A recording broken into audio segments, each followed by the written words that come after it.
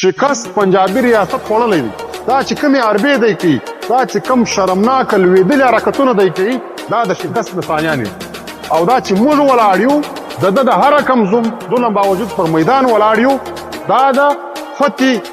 نشانې دي. نو ریاست فتح موږ حاصله کړې ده، اخلاقي طور موږ ده ته په هر شي کې شکست ورکړی دی. خو البته صرف هغه نړیوال قوتونه، هغه نړیوالې ادارې، هغه نړیوال مملکتونه چې 80 کاله دې ریاست منافقت کړی و،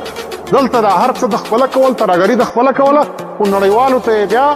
برعکس دا خبره کوله چې دا خو پښتانه افغانان ترهګر دي، پښتانه افغانان یو بل سره وژني. نو نن ستاسو د دې مبارزې په برکت، د دې غورځنګ د مسلسله 6 کلنۍ مزاحمت په بدولت تر 50% زیات نړۍ ته موږ دا باور ورکړی دی چې دلته چې څومره هم ترهګري ده، دا د پاکستان پوځ او دوی ریاست کې